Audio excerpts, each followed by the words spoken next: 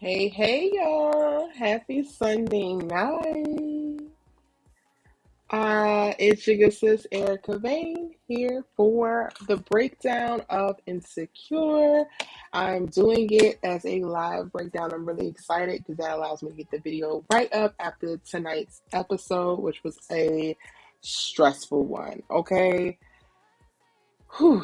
Tonight's episode was very, very stressful. Y'all are getting me here with my good skincare. There's no makeup. There's just some retinol, some lip gloss, and my new little spectacles and whatnot. Because I just want to have a real chill, kiki conversation about tonight's episode of Insecure. Tonight's episode really focused on what has Lawrence been doing in this year. So in the first two episodes, we got to catch up with Issa and Molly and the whole gang, specifically within Issa, the girl gang within Issa's group. And then episode two, we were able to see what's been going on with Issa, and it kind of took us over the timeline that we're going to see throughout the rest of the season. And all of us are wondering, like, what is going on with Lawrence? Where is Lawrence? What is happening? And in this episode, we got to see what happened. So we pick up with Lawrence right after Issa breaks things off with him, after we saw, him pick her up from the airport and she, alluded to, and they went their separate ways. And then we see the fallout after that. He does, in fact, still move to San Francisco, even though the baby is on the way. And he seems to be doing really good. Like, work is going really, really well for Lawrence.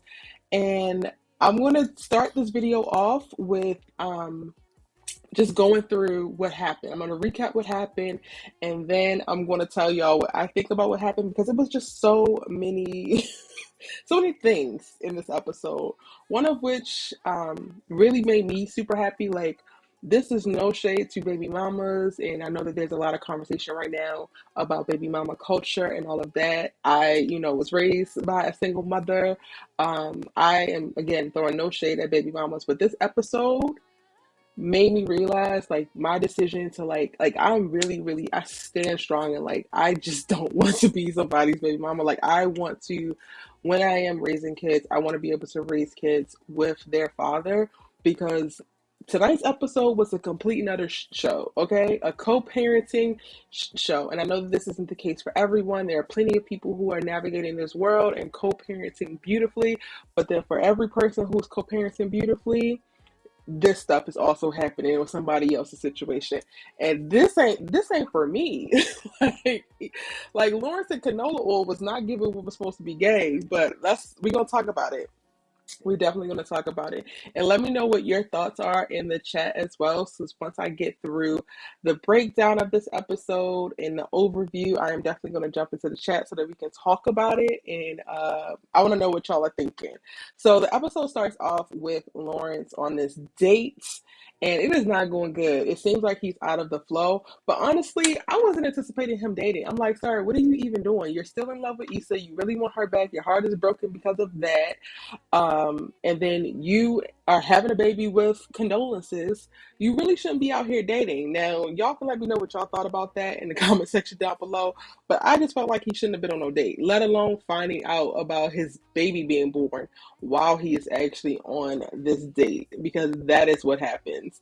And then he rushes to go to LA, because this is all happening in San Francisco, because he what? Up and moved to San Francisco. And what I'm trying to understand is, now I get it, because he has to be in the office, right? But I was wondering, like, why did he keep his place in LA and commute to San Francisco versus living in San Francisco and commuting to LA? But that's not here nor there. So he actually does make it to the hospital where Canola oil, which is my chosen name for her, because I still don't like her, even though this episode really made me sympathize with her a lot. Canola oil is there with her mom and her sister. Her sister is played by Keke Palmer. Shout out to Keke. She did an amazing job. And he walks in kind of feeling out of place, kind of feeling like he missed the birth of his son, which he did. Elijah Mustafa is what they came up with. And we get it alluded to. We don't actually get to see it, because we don't actually need to see them fighting anymore in this episode. We saw them fight quite a bit in this episode, but they allude to with some of Lawrence's dialogue that he had to fight to get his son to have his last name because Canola is Condola. I'm really calling this girl Canola. Condola has already come up with plans. Like she and her dang on and her, mama and her sister, they all got a plan. They know what the boy is going to be called. They know what it is, what it ain't. And Lawrence is just going to have to go along with it for the ride. But I'm glad that he was able to actually get the child to have his last name. That is something that Condola let up on. And then this is kind of like a foreshadowing for what we're going to see for the rest of the episode. Like we have this really cute moment with Lawrence looking at his son, but that is probably the sweetness or the only sweetness that we're going to see throughout the whole episode because it then becomes basically like a shit show. So we get to see the circumstances for Lawrence actually coming back and forth between San Francisco and LA. When he comes back to LA, he's hanging with the homeboy Chad. He's staying at his house back on his couch or his guest room or whatever the case might be, borrowing clothes. This is what figuring it out actually looks like. And Chad, of course, provides the comedic relief, but we get in this moment at the top of the episode a real good understanding and grounding into what's going on with Lawrence and how he's feeling about what's going on, about having this baby with Condola, and then we really start to get the pieces of like, they have not talked. They have not come up with any type of parenting plan. They haven't communicated. They literally just like, we gonna have this baby. She decided to have this baby, so we gonna have this baby, and we haven't seen them talk. We didn't get any of that, but it seems like they haven't talked since that moment, which is a problem. A whole problem out here in these streets. And we get to see throughout the middle of the episode, Lawrence is going back and forth between San Francisco and trying to make the baby's appointments. He makes one in this case, and they're just talking about regular stuff. So the baby has dropped a little bit of weight. Condola is struggling with breastfeeding a little bit, all of the normal things that he's kind of getting a little alarmed by, and she's kind of shutting him out. And like when he raises some kind of concern, she kind of treating it like it's not that big of a deal, or basically like he is a spectator and not the father. So I get it. Like I get what Lawrence was struggling with this entire episode in reference to feeling not included in his child's life. This is his very first child. It's unfortunate circumstances in that he's not necessarily in love with the woman that he had the child with, but he's trying his best to be involved. However, and spoiler alert, his best is just not good enough. And that's how it goes. Like she is the mom and she's with the baby 24/7. And when he's popping up and throwing up concerns and like kind of wondering when he's doing his like check-in dad thing, he's flying down on the weekends. It's like, it's not enough. Like you do have a valid reason for concern and you should have input into your son's life, but also you're not there on a day-to-day basis. And it's so funny because Kiki's character has a little joke that she says about, he's basically like an uncle. That's how much time he's actually spending with his own son. And it's funny because it's true. After the after the appointment, we get to see them discussing like the baptism, and we really get to see how controlling Condola is in this whole co-parenting situation.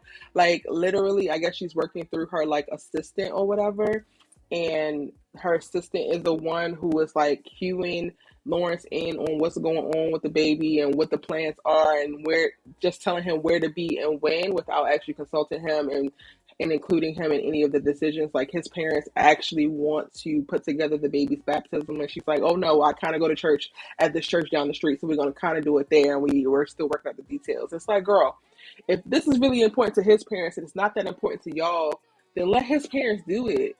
And it's like little moments like that where I'm like, all right, Canola, you can give a little bit, but then I'm also like pulled back to like, it's always way harder on a mother, and then he happens to live in a whole other city. So if she decides she want to be controlling and act a monkey fool, who am I to say anything, because she's the one who was there day in and day out. And I kind of wish Lawrence would have got with that. It would have made it a lot less stressful for him. But men gonna be men. Even though Condola did not make it easier. We start to see little wins. Like in this moment, he's like, oh, I'm gonna start flying down every single weekend. And we think like, okay, this is gonna be good. This is gonna work out. And then it just really kind of continues to spiral. They do have the baby's baptism, and it's so awkward and it's so weird. And again, it's just, whew, they're definitely making the best of their circumstances throughout the middle of the episode, but then they're also just not communicating. And to me, I thought that this was very, very interesting because before, when Condola and Lawrence started dating, they seemed to communicate beautifully. Like they got along very, very well. And I get it, y'all not together anymore. And I get it, Condola made a decision to have this baby, which is 100% her right to do so. But y'all's like disdain and frustration for each other shouldn't throw out what you actually had to begin with. Like as strangers, y'all communicated better than y'all have as now parents to this child. And I'm just looking at it like this is so true. So I'm not saying anything about the writing or anything, but it's just like so frustrating that this is how it goes down when you was cool enough to sleep with this person, you was cool enough to go on dates, and you was cool enough to kiki, and you thought that this was gonna be the girl that was you was gonna move on from Issa with and all of this kind of stuff. And then now this human being that is so important comes into play, and y'all can't even open your mouths and really like dialogue about real stuff. Like make it make sense. Are we adults or are we not? I'm confused. And this is where we get to see the baptism is that little scene we saw in the trailer for the show. We were wondering like who are these women that standing next to canola oil with the baby and all of that. This is her tribe, and her tribe got her. I'm gonna leave it at that. I'm trying really, really hard not to read Canola Oil because she definitely is doing her thing specifically as a mom. It just kind of sucks. And watching Lawrence do the best that he could, he's like trying to, maintain at work. He actually is doing really well at this new job that he got. He's working for a venture capital company. He's actually in charge of like bringing in new tech companies and helping, bring them to market and get them to profitability and all of that.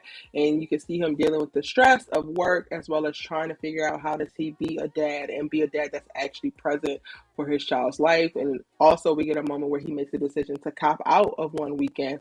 And then that to me just lends itself to like, yeah, we really can't say anything to Condola because she doesn't get the opportunity to be like, all right, yeah, I want to take tonight off.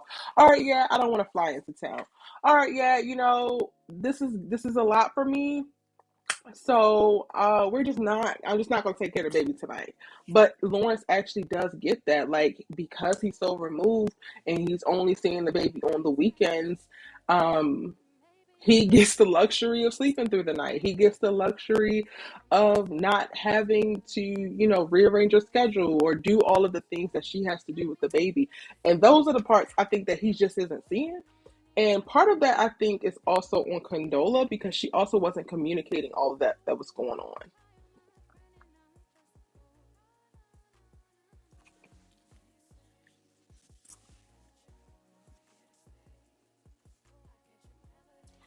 And again, this is the moment where Kiki makes the comment about, Lawrence is basically an uncle, not the daddy. And it's funny because it's true. And we see her show up in this moment to like, you know what, even though he didn't show up, I'm going to support you. You can take tomorrow off. I got you, which is really good to see. And then we get the moments of him putting together the crib in San Francisco, but the baby never makes it to San Francisco because that's a whole other thing that we're going to talk about in a very short while.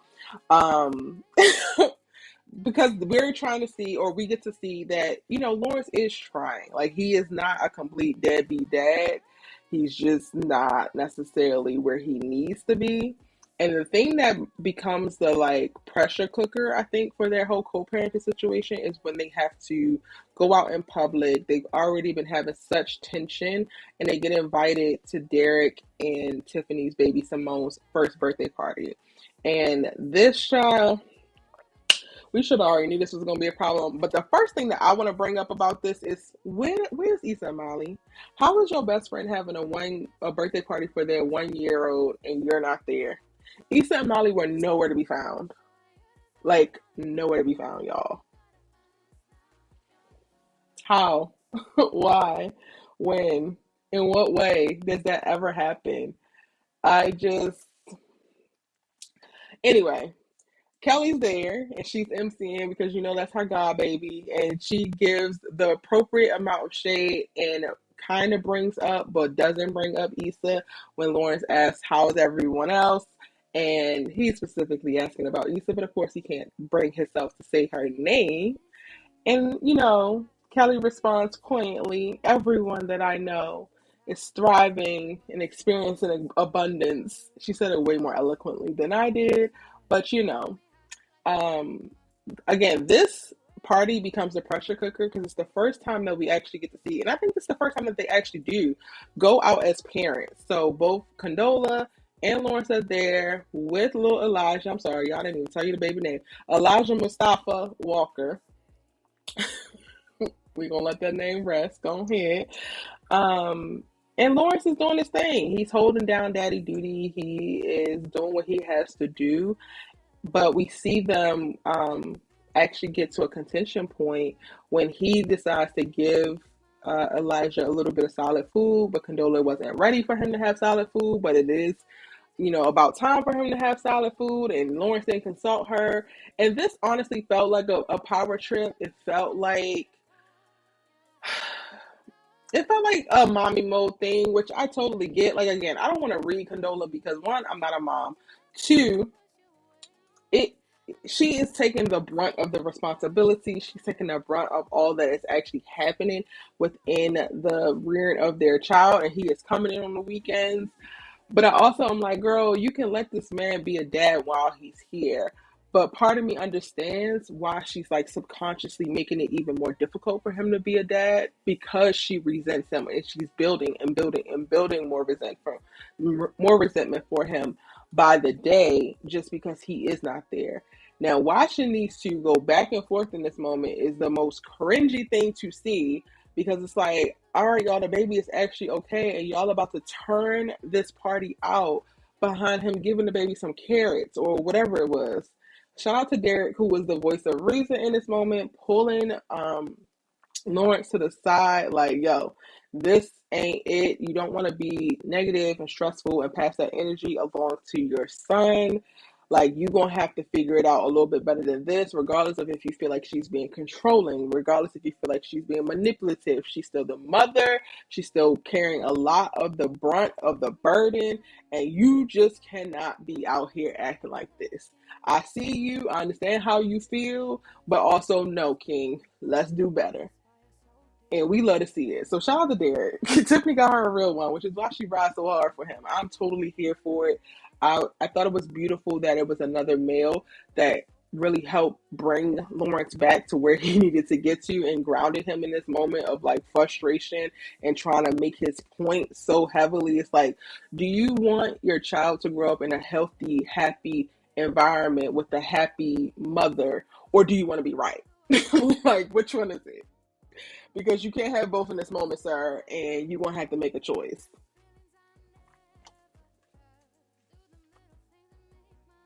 Now, once we left Simone's party, I thought this was so dope how they did it. They really set us up with like split screens of what was going on in both of their lives. So what's happening in Lawrence's life, what's happening in Canola Oil's life, and look at them side by side.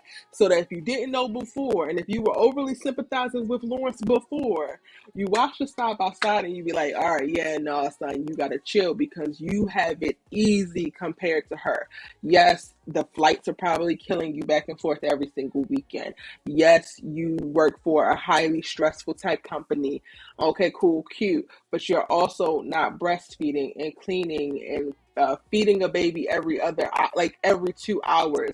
You're not being taken not only through the physical toll of motherhood, but also the mental and emotional, as well as managing like things that are completely outside of your control, such as hormones. Like, we don't even know what's going on with her in her career. Like, is she still on maternity leave? Is she getting any type of stress from what she does? And what does her career look like outside of this? Like, those split screens for me really helped me empathize with Canola Oil, because I was just like, Yeah, Lawrence, you just gonna have to go with whatever the hell she says. Like, I want y'all to actually communicate better and get to a place where you both could be happy, but you're also going to have to humble yourself, sir, and realize like how privileged you are within this space, within this moment, and whether you wanted her to be your firstborn's mother or not, she actually is being a really, really great mom, and that's a blessing in and of itself. And you need to move like it. Like, you really need to act like it.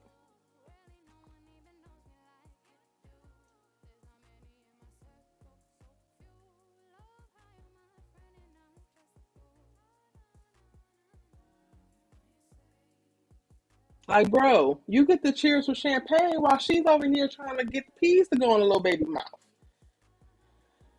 You over here smashing because you out here dating still, and she's sitting on the toilet contemplating life, waiting to hear the baby cry. Like, yeah, no, sir. But it would not be a drama show. It would not be Insecure without Lawrence actually having this whole thing implode before we get to a better, more calm, grounded place. So we get the moment where we see him ask for his son, and she says, "Okay, yeah, you can get him."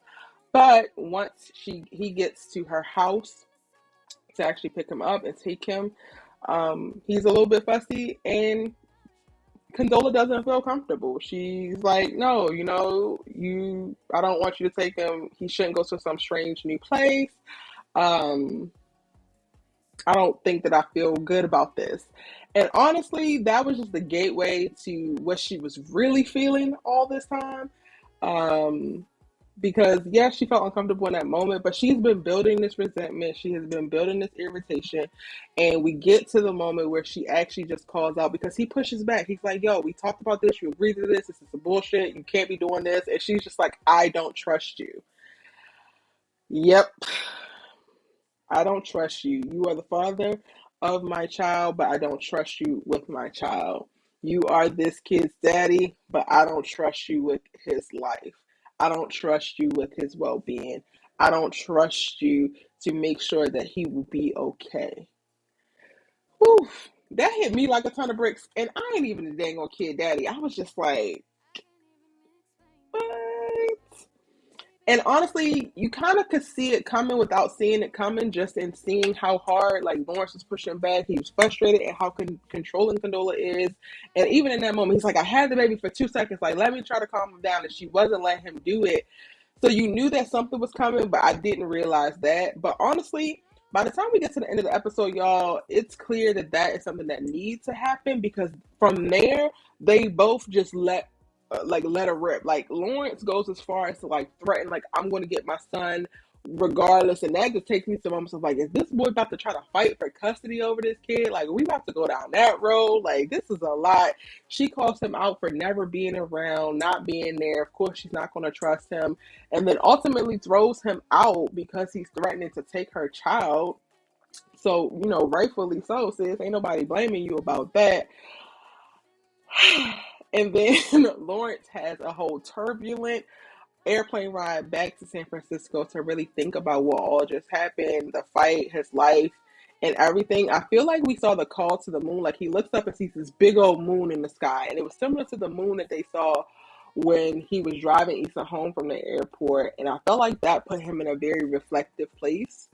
So by the time that he actually makes it back home, he has thought about it, and he gives Condola a call and apologizes. So I'm led to believe that in this moment, or by the time we end the episode and they both were like, "Yeah, this long distance isn't working, it's popping up, isn't working," that he's basically arriving at the idea that he needs to move back to LA.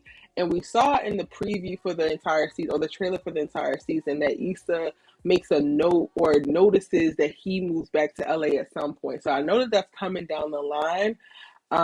So it's going to be very, very interesting to see. Y'all, this episode stressed me out. Watching this toxic co-parenting was just like, oh my God, I never want to go through this. This is too much. Like, it really is not given what's supposed to be gave. And in the first, well, period, like in your child's life, you want to have an extremely happy, beautiful moments. In the first months of this child's life, neither one of them actually have a ton of joy filled moments just because they spent so much time fighting and not on the same accord. And I saw a tweet that went out that said Condola and Lawrence literally had no parenting plan. Like, didn't sit down and talk about a parenting plan at all. They just said we're gonna have a baby and good and vibes. Like, that's what they're gonna go with. And this is why we see this big clusterfuck of what their relationship is turning out to be and what their co-parenting situation is turning out to be.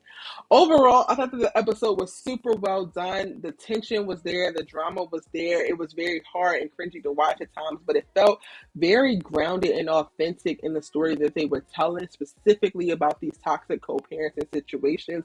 So chef's kiss and great job to the Insecure creative team because they really did do that. And I'm excited to see where we all go now within the story because, like, the first thing I thought, like, midway through this episode, I'm like, so let me get this straight. Issa Rae, or Issa Dee, broke up with Lawrence, and now everybody in this whole situation is miserable because she out here crying in Nathan's mouth. Lawrence is out here randomly smashing and not actually being the great dad that he wants to be, even though he's trying to be. Condola is trying to do this whole thing by her damn self, even though she wants help and needs help this whole entire time. And everybody's damn miserable. Like, at what point are we going to make some decisions that's actually going to align with the well-being and health of this child, but also the happiness of everybody that's involved? Because y'all all are just not making great decisions for yourself, and I want y'all to do better. Okay, so that is my breakdown of episode 3 from season 5, the 5th and final season of Insecure. Let me know in the comment section down below, what did y'all think of this episode? How did you feel while watching it? Were you uncomfortable? Were you sitting there with your popcorn? Were you like, oh, this is good tea? Let me know. I also want to know, are you rooting for Issa and Lawrence to get back together? Because I kind of am. But we're gonna talk about that a little bit more. Maybe I'll make another video so that we can talk about that a little bit more later. It's your good sis Erica Bain, and if you're new here, hit that subscribe button, join the tribe. After you let me know what you thought of the episode in the comment section down below. I have my previous breakdowns for the Insecure series also on this channel with a few playlists, so get into that, as well as all of the other hot television and film things that I am talking about on this channel. We drop new videos every day, and you don't want to miss it. All right. Thank you so much for kicking it with me. I will see you in the next video. Bye.